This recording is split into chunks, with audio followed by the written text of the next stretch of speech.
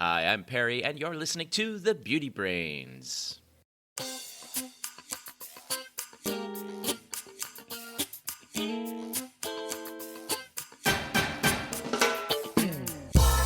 Welcome to The Beauty Brains, a show where real cosmetic chemists answer your beauty product questions and give you an insider's look at the cosmetic industry. This is episode 387. I'm your host, Perry Romanowski, and with me today is Valerie George. Hello, Valerie. Hi, Perry. Valerie, your mascara under your eye is a lot lighter today. Oh, yeah, the black eye is healing. We'll also be healing some questions that people have, and they include today, what are our thoughts on eyelash glues? What polymers are used in tubing mascara? What is Inflammaging? And is it going to be a big trend this year? Does Estriol cream live up to its claims? And finally, how do you restore your hair's natural texture and manageability after you washed it? But first, some chit-chat. Valerie, so your eye is healing up nicely. Congratulations. It is. I still get a lot of stares. It is not as bad as it used to be, but obviously I still have a giant bruise under my eye. And I actually, this is a funny story. It has to do with the last episode that we put out where I was telling the story how I got the black eye. I actually was invited to a breakfast with the president of my university. I'm very involved on the foundation board at Kent State University. And we walk in, it's 8 a.m, and, it's in Ohio, so he flew down to Texas and whatnot. And he says, the first thing he says to me is, I know how you got your black eye because I listened to your last episode of the Beauty Brains podcast. And I was like, whoa, he listened to the last episode. So that was really cool. And, then we got to talking about Brooke Shields and her line. And so that was pretty neat. Yeah, that is very cool. Now, I'm curious about the black eye. Are you doing any special treatments to it? Are you icing it? Or are you just letting nature take its course? I'm letting nature take its course. I mean, I'm trying to do a little rubbing, but honestly, it really hurts. It's like the worst bruise I've ever had, in terms of pain. Yeah. And so you can only palpitate it a tiny bit just to try to help push the blood flow away. But I tried covering it up for an SEC meeting in Florida I was at, and I just thought, this is stupid. I look like a car clown. So, yeah, it just, so it is what it is. I have a black eye. There you go. But it's almost gone. Well, you know what I have? What? Hundreds and hundreds of bug bites. Oh, no. Is this on your vacation again? Is it the sand mites this time? What is it? I'm actually traveling in Belize. And, we did a beach section of the trip. And I was just sitting in a pool, and then the next day I just am covered with bug bites. I don't know, sand fleas. I don't know. There's these little black bugs that they bite me. I don't feel them, but then the next day I get these gigantic welts, and I almost look like I have leprosy or something like that. Oh my gosh! And let me guess, your wife has zero. She has no bug bites at all. How do they like me so much? Then you're just a likable guy. I guess they must love my blood type or something. It must be all the Diet Coke in the blood. It probably is that. Well, I've been trying to not itch them, but it is very challenging not to itch them. Fortunately, I do meditation, so I'm able to, stop it momentarily. But no, it's very hard to stop itching. Why don't you travel with hydrocortisone cream or something like that? With that. It's not a beauty product. It's like think of it as medicine. I know. I don't think of stuff like that. Well, next time you tell me you're going to a beachy type trip, I'm going to remind you and your wife to pack the hydrocortisone cream. Yeah.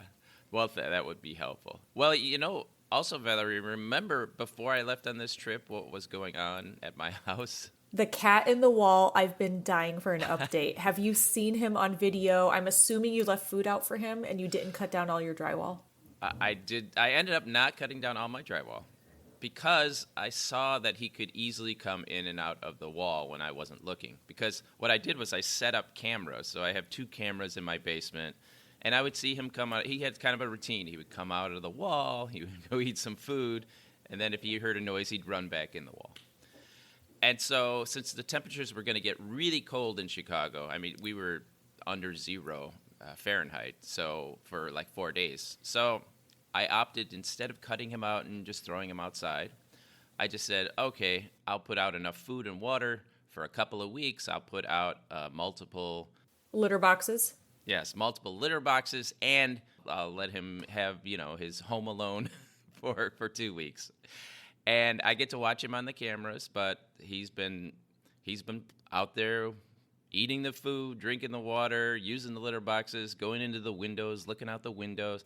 Oh, so he's having like his best little cat life. I know. I'm going to rename him Kevin, after the home alone. You should. Yeah, movie. that's much better than Benito. Well, anyway, so he's in fact, I threw out some cat toys out there. He's been playing with the cat toys. Oh, I know, you're the best stray cat dad. And incidentally, last week somebody said the word they said I love the tube, and we're like, what tube are they talking about? And they clarified she said she loved the tune, because I don't know if you do the show, so you don't listen to always the final show. I don't get to the very, very end always. Right. So at the very end, I've been putting out songs that sort of will summarize the show. And so that's, I'm just experimenting with this little music creation thing. So it's just at the end. That way, if people want to skip it, that's fine. But she liked the tune because the latest tune was about Benito being in the walls. Oh my gosh. That's another thing the president of my university commented. He's like, you guys sure talk a lot about feral cats. We do. We do. But we also talk about beauty news. So why don't we move on to that?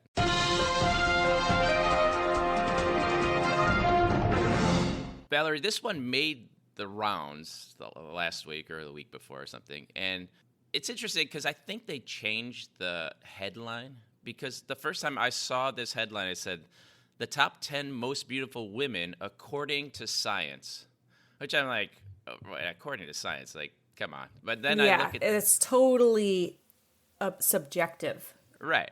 So that's impossible. So then I look at the headline.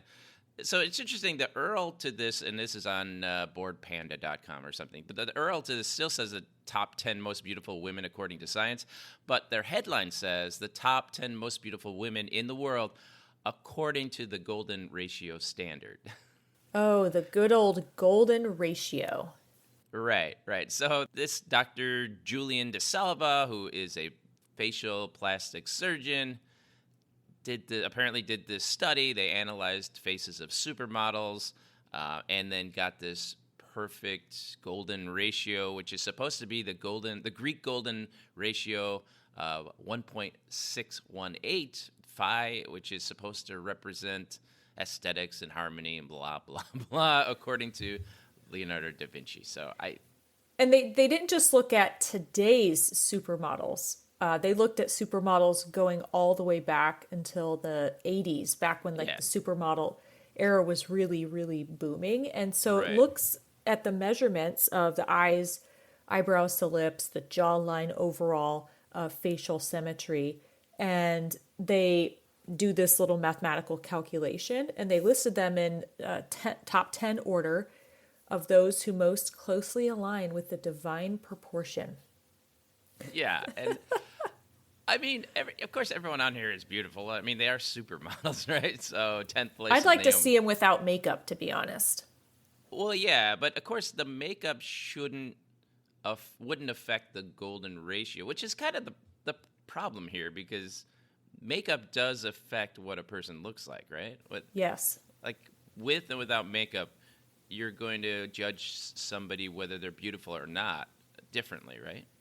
Well, I would say some of these people I don't think look as cute, not glammed up. Right. Oh, well, of course. They look more ordinary. They look like actual people. But doesn't that get to one of the biggest problems with this? If you could just reduce the entire thing down to math, then the makeup shouldn't matter. Well, I would like to say that, at least in the publication, they didn't talk about ordinary people like me. It would have been awesome if he took my picture and said, how close does Valerie fit the divine proportion? Because then I would say, all right, there's some meaning to this. Right. I have no idea what's ordinary in terms of lips or chin or, face shape. I mean, I'm not saying I'm a supermodel, but what I'm saying is I bet you a lot of ordinary people fit this mold more closely than we realize. I think so too, but you can't really rank beauty based on science or based on math. And I think the guy's probably just doing this for getting the clicks and getting attention. And congratulations, we paid attention to you, so I guess it works. Exactly. Well, Allure had a little interesting article, 8 best skincare ingredients for mature skin to maintain a dewy glow. Oh boy. Okay. Well, I mean, I'm curious. Are these 8 things that won't work for youngsters, and they're just like old people, or like I'm sorry, mature people? But I was curious about this. It's a little generic because this is basically like stuff you find in all skincare products. So I was a little disappointed. And Yeah. basically, what they did is they didn't really go into like the science necessarily of the ingredients per se. I mean, they did a little bit, but this thing was so generic. But they essentially looked at retinol, peptides, hyaluronic acid, vitamin C, sun protection, niacinamide, ceramides, and growth factors. Pretty much the crux of like any product, right? Yeah. I'm trying to think like which big one did they miss? That's pretty much all. I mean, is vitamin E maybe another Well, vitamin?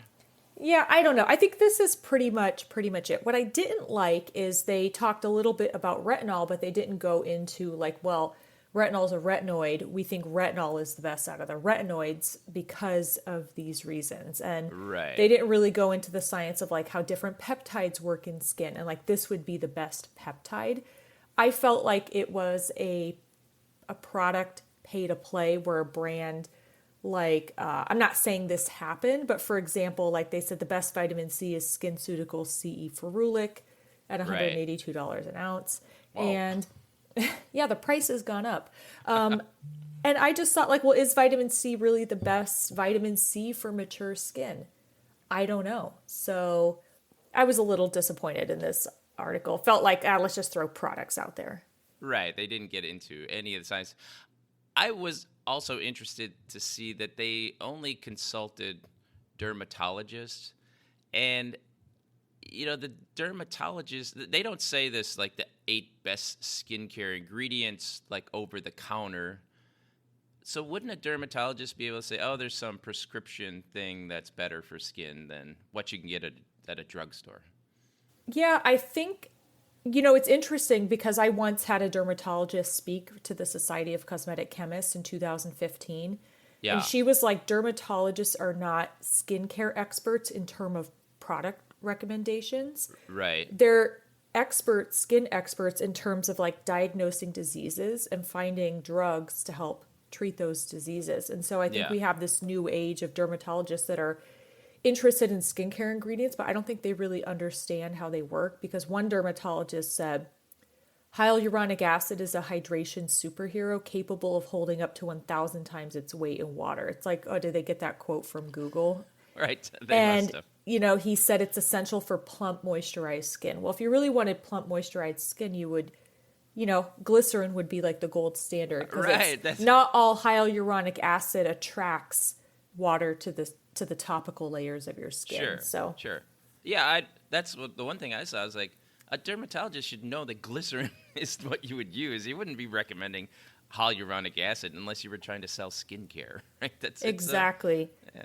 And it's perfect for those experiencing dryness. So I don't know. I just a little disappointing. Yeah. But that's all right. We talked about growth factors before and how they can't penetrate enough to actually do what they would claim to do. Why doesn't a dermatologist know this? Exactly. And the So- FDA doesn't like growth factors either. Exactly. So these are the ingredients that they're very generic. I mean, they're all probably fine. Out of all these, like the retinol stuff is the most proven. Niacinamide has some decent data behind it, and vitamin C. The others are all just wild cards. I like that they did recommend SPF because just because you have mature skin doesn't mean your skin is not going to continue to mature. Everyone needs to wear SPF protection, limit their time in the sun. And so I did like that they included SPF on the list. It would have been nice if that would include insect repellent. because that just can't be good for my skin, right? It's causing you a lot of stress. You're going to have worry I'm gonna have wrinkles on your welts. face.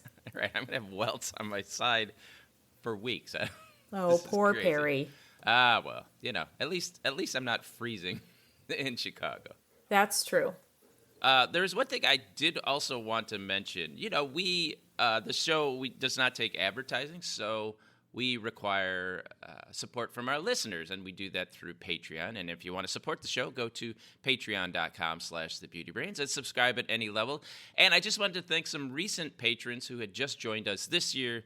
They include Septa, Leanna, Jesse, Will Work for Fashion, Lisa, CK, and Benji.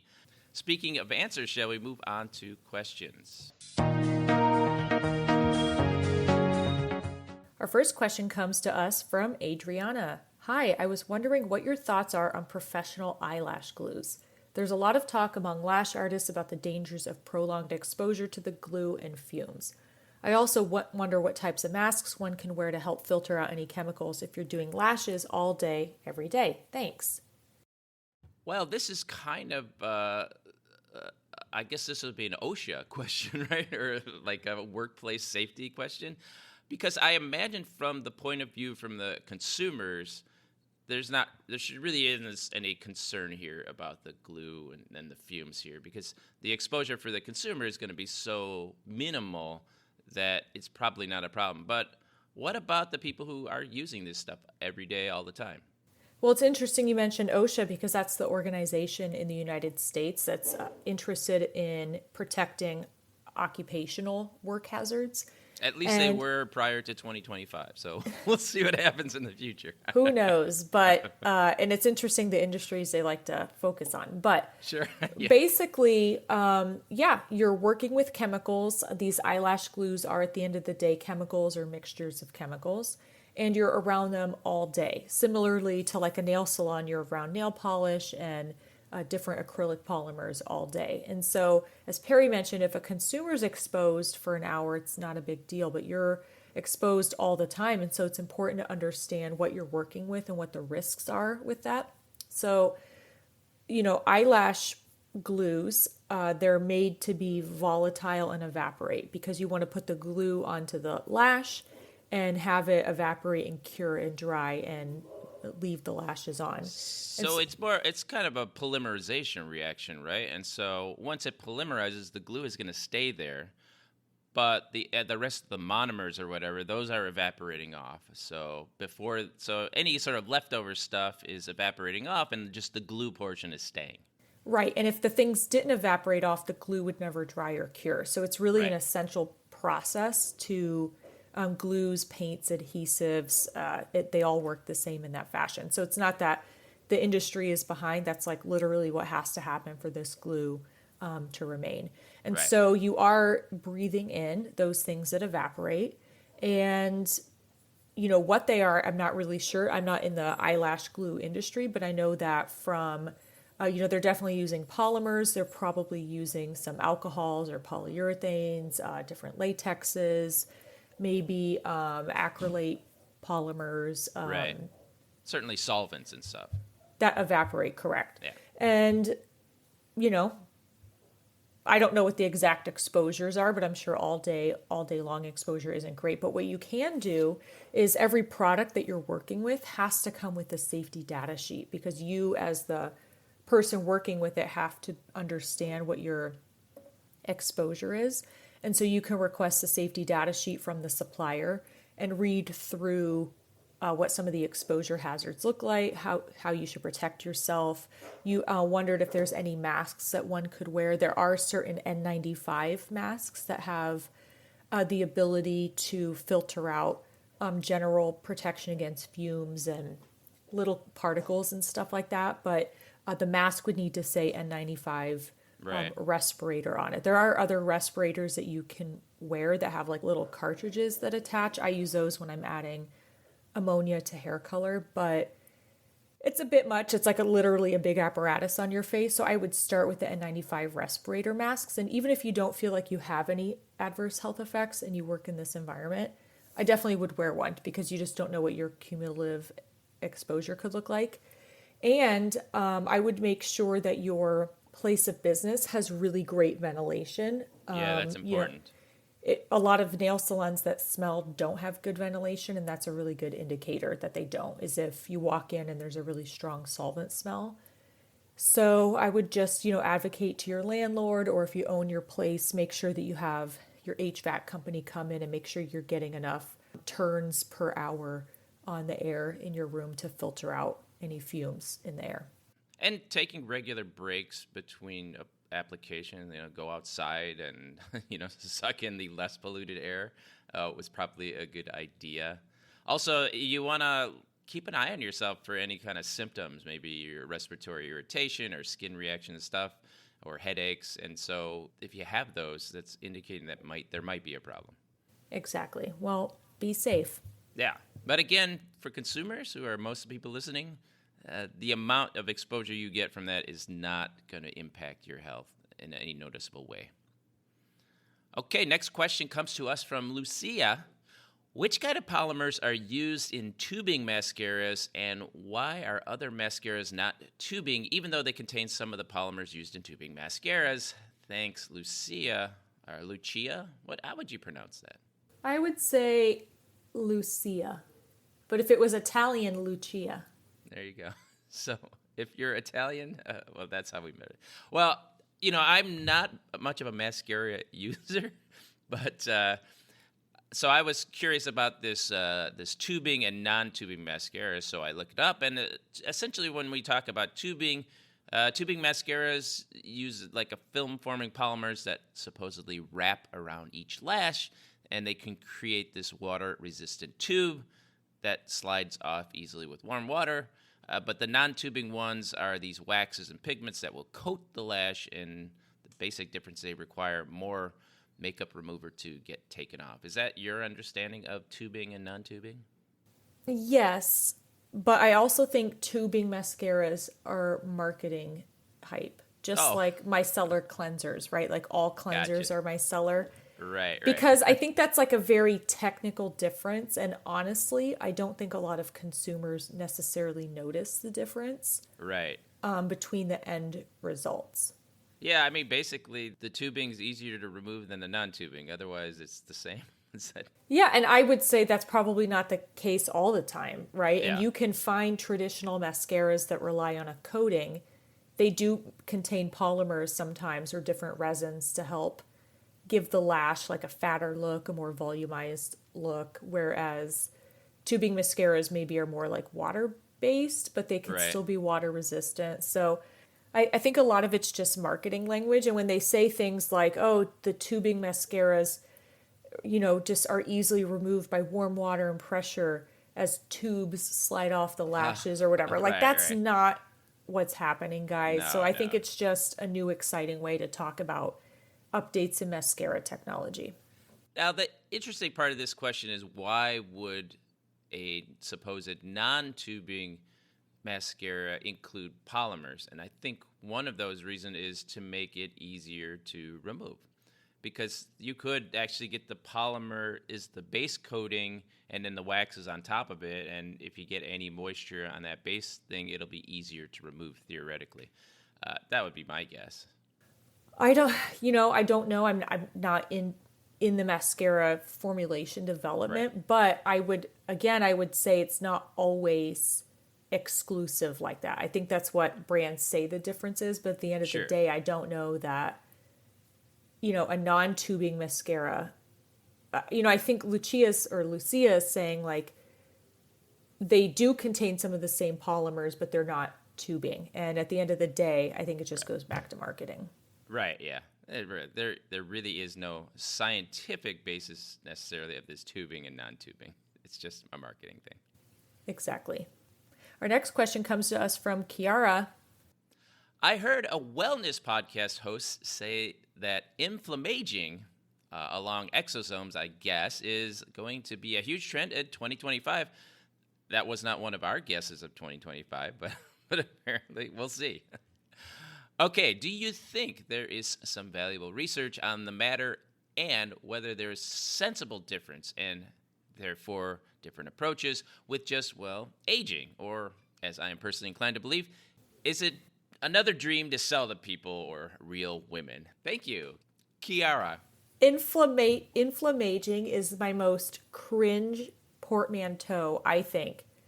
So it's Inflammaging is the most cringe portmanteau in the beauty industry, in my opinion. And I even mentioned this at a talk I did in November, that I think it's just the worst. And it stands for inflammation and aging put together. I hate it. it's a little tricky to say, inflammaging, but what's it supposed to communicate here? Obviously, something about inflammation and aging. Then I've heard for years that one of the primary causes of aging is there's inflammation in your body caused by oxidation reactions and such, and those will go on to destroy your DNA or RNA and or proteins that are already there. Or if you're Tom Brady, eating tomatoes does it as well. Causes really? inflammation. Wow. Yeah, he doesn't eat anything tomato based. So I feel bad for his pizzas that he probably doesn't eat. But yeah, it's isn't he a vegan or something too? That's kind of I don't think so. But yeah, it's this concept that inflammation contributes to accelerated aging within the body. And it's not new. As you mentioned, for years you've heard this. And I remember even when I came into the beauty industry 15 years ago, this was a big topic. It was on the front cover of, all the cosmetics trade publications. Sure. And then we never heard about it ever again. And now it's popping back up. Although, so the solution to inflammation, I've always heard, is antioxidants, right? That's supposed to stop the inflammation. And that hasn't gone away. So everybody's always, you got to put antioxidant in here, antioxidant there. It's all kind of the aging thing. But how is that even anything different than just regular aging? I don't know, because I think inflammaging is about chronic low dose inflammation. Maybe inflammation. Yeah, inflammation. See, inflammaging is getting me like confused on how to say it. I don't like it. But this inflammaging we're talking about is like chronic low grade inflammation that impacts you over time. Whereas regular aging is just like, oh, you were out in the sun, or, your dog passed away and you got like really stressed out, or just like regular oxidative stress even. Sure. Okay. Sort of clears it out. I mean, this really sounds like one of those beauty and wellness industry things where they tell you there's some new problem and then they have a big solution to use. So it's all simple. It comes down to a simple thing. Aging is inflammation, and this antioxidants will stop that inflammation. Boom, your skin is going to look like you were in your 20s. But, of course, nothing is ever that simple. No, I mean, you're telling me Tom Brady looks that great because he stopped eating tomatoes? I don't, no, he's obviously had Botox and fillers and whatever. So we'll never know the truth. Yeah, and really, is there anything to say the inflammation part was taken away and you're just aging, just regular aging? What would a solution to that be? Would the solutions be any different? I mean, if you're trying to do skincare for anti-aging, you're going to include an antioxidant because, vitamin C shows up, retinol shows up as being effective. So obviously, antioxidants are doing something. So how is inflammaging helping at all? I don't know, because I think I can understand on the dietary side, avoiding some things for sure.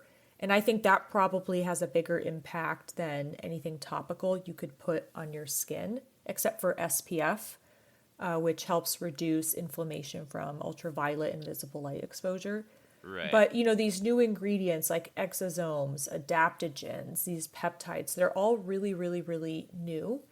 And I don't think we really understand their role in the skin, or if there truly is any efficacy.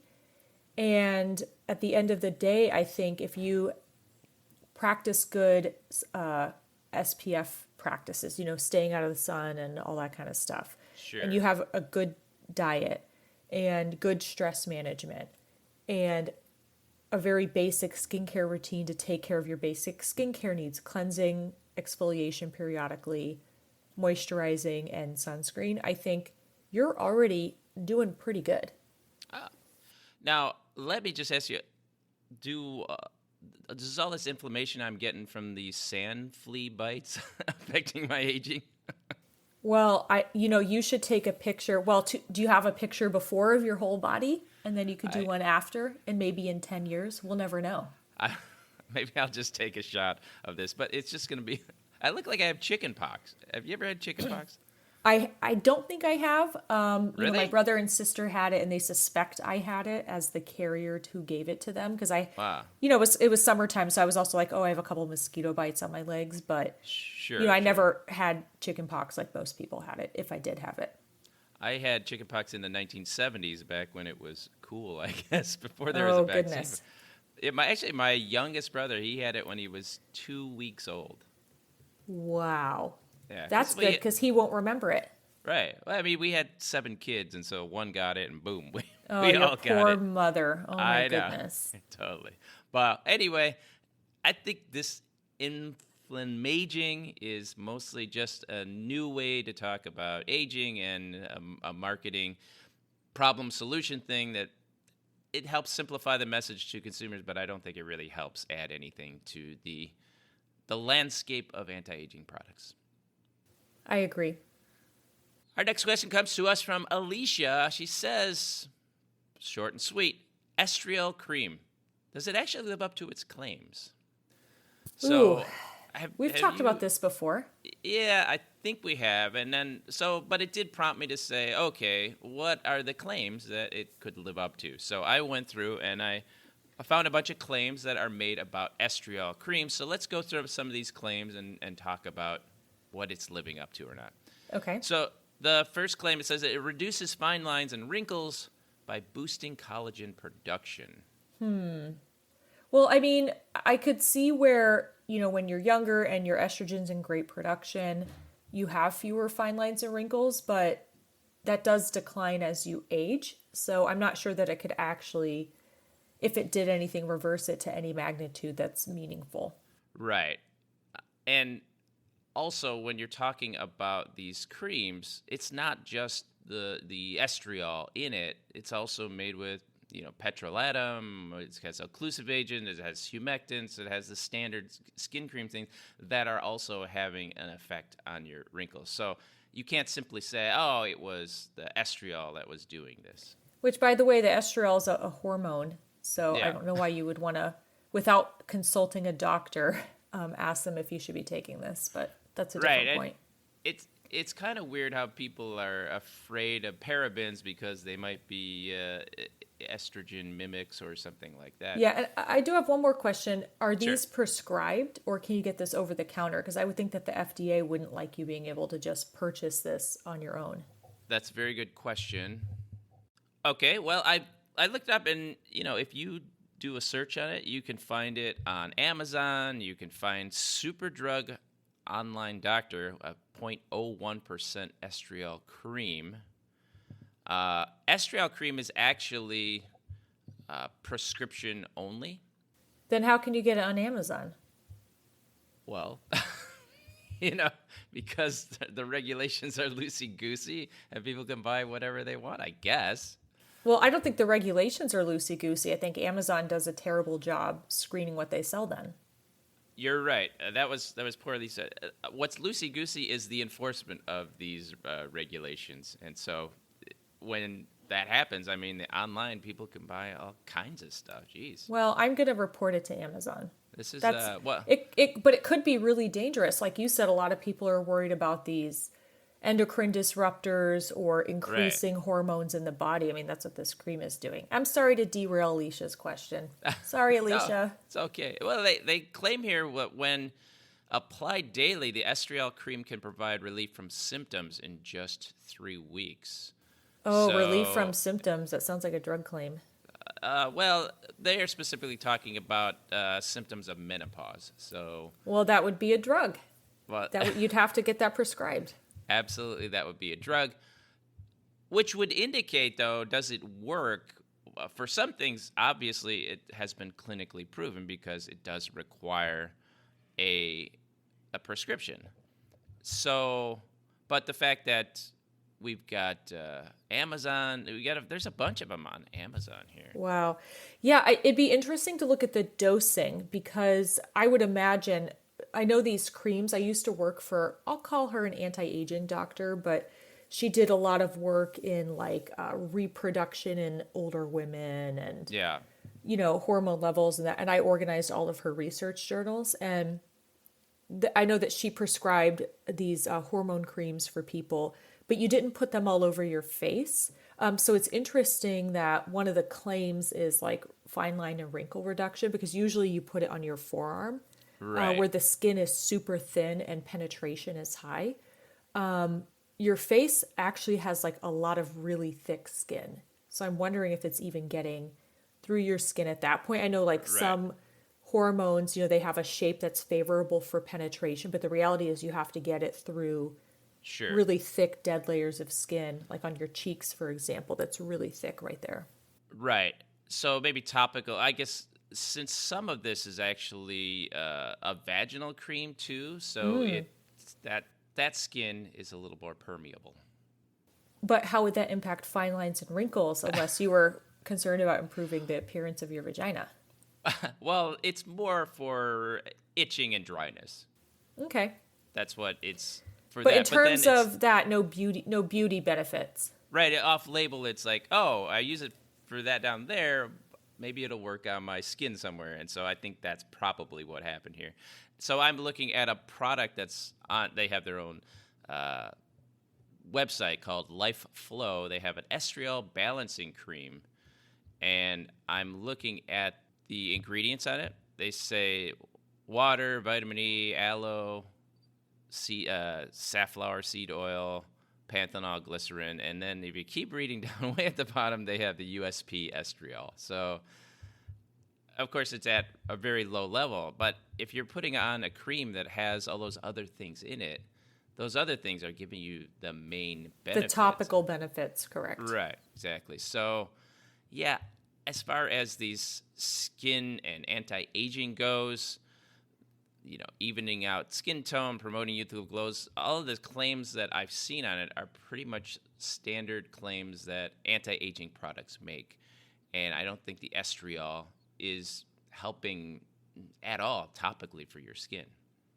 I'm sorry, do you think it would help your welts? I'm really distracted. I saw your arm. Oh, aren't they? I mean, they're just horrific. I mean, That's bad. Well, bottom line, I would only use estriol cream when prescribed by a doctor because it really can play a role with your hormone levels, should it penetrate, which it can. And I wouldn't use it off-label for other purposes because even if they did the claims that said they did in terms of anti-aging, that would be great, but we don't know that that's the case, and then you would be exposing yourself to more hormones than intended. Right.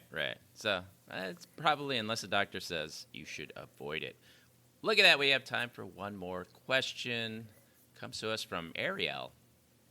Hey, I've been encountering an issue whenever I shampoo and condition, and I can't seem to figure out how to fix it. When my hair dries after I shampoo and condition, it seems to lose much of its texture and manageability. I thought it was because of the lack of sebum-like oil on the hair, so I made a mimicking blend using olive oil, squalane, jojoba oil, and isoamyl laurate. But now, even when I had tried applying lesser amounts, my hair just looked flat. So if it's not just about adding oils, I'm wondering how hair gets its soft, not silky, manageable, and textured look and feel, and if there's a way to replicate it using a simple routine. Well, I do like the strategy of kind of mimicking sebum if you want your hair to look the way it's supposed to naturally look, which is flat and greasy. Because that's what sebum does, right? And exactly. So if she's it's adding heavy. oils, right, and if you're adding oils to your hair, that's what's going to happen. I think people have to understand that the way that the modern human looks is not the way that we looked 100 years ago. Right, when we lived on the savannah or we were evolving. So we evolved. Sebum is helpful. I mean, we used to be I don't know, mammals that had more hair, and the oil was helpful for keeping it clean and keeping it waterproof. And as we lost our hair, the sebum, we don't really need it to do that anymore. So it's not going to give you, just because it's natural, it's not going to give you the optimal beauty look for your hair. And that's why we have modern science. When it comes to your shampoo and conditioner, it's using that modern science, but it could be not the right science for your hair texture. Sure. You mentioned that once you shampoo and condition, you lose your natural texture. And so that tells me whatever is in your shampoo or conditioner may be coating the hair in a way that's not favorable to your current shape. Like maybe if you have curly or coily hair and it seems to be pulled flat, it might be depositing too many things. So I would not only look at changing your shampoo and conditioner, but actually looking for different chassis. So, a lot of conditioners use the same conditioning agents, bihine-trimonium chloride, bihine-trimonium methosulfate, stearinimidopropyl dimethylamine. And so if your current shampoo and conditioner is using, let's say, if the conditioner has bihine-trimonium chloride in it, I would look for a conditioner that uses something totally different to see if that helps with the change in texture. Yeah, I don't think the oils are going to help much for making your manageable and textured look and feel. It's just going to weigh your hair down. So you're going to have to look for cationic surfactants, cationic polymers, and even silicones can help in that regard. Yeah, good luck. I mean, honestly, a lot of it is experimentation because with shampoos and conditioners, the formulas can be very complex, at least if you're a really good formulator. And so it's hard to pinpoint exactly what it is. And sometimes you just have to find one that works. And God forbid you move and your water quality changes for the better or for the worse, because that impacts the way products rinse off the hair. Sure. And all of a sudden your favorite shampoo and conditioner maybe doesn't feel so great, and it could be the difference in water. I used to bring products I formulated with me to Europe, and I'm like, wow, I really love this product. And then I would go to Europe and it just doesn't rinse from the hair the same. So, yeah. And when I moved to Texas, my favorite shampoos and conditioners, they're not for me anymore. My hair even looks different. Yeah. So, I mean, maybe Estriol could even be your water quality that's changing. It's so hard to say because hair is chemically alive. So anything you put on it, it's going to, interact with the hair fiber and change the way its properties are. Yeah, it's about experimenting, but I would steer clear of the oils if making your hair look flat, because there are things that can help to condition your hair that don't weigh it down the way oils do. And you could even try some lightweight volatile silicones like cyclopentasiloxane. Try something different. Yeah, speaking of something different, do you hear that music? Are those the invisible sand mites? No, everyone, we are out of time for the show. Thanks for listening. That would actually be a good band name, the Invisible Sand Mites. Because, man, the music is biting. Oh, my gosh. How long do you think it's going to take for these to go away? Probably a week or so. Probably yeah. Long enough for me to chase the cat out of the wall, out of my house. Goodness. I bet you, do you think he's going to even want to leave when I get home? He's probably just having the time of his life. You're going to have to file a lawsuit to evict him. He's changed the locks already. I have a new squatter. If you get a chance, head over to Apple Podcasts and leave us a review. That's going to help other people find the show and ensure we have a full docket of beauty questions to answer, but only if the reviews are positive, because if they're negative, people aren't going to want to ask us questions. Yeah, so, well, if it's negative, it's too much trouble. But if it's positive, we love that. Speaking of questions, if you want to have a question answered, just record it on your smartphone and email it to thebeautybrains@gmail.com, or you can just use the form in the show notes on this episode. Incidentally, the Beauty Brains are also on Patreon. If you like what we do and the fact that we don't take advertising and we can say what we want about whatever product you ask about, that's only because we're supported by our listeners. And you can do that by going to patreon.com/thebeautybrains and subscribe at any level. You get your questions a higher priority to be answered, and we also have a transcript.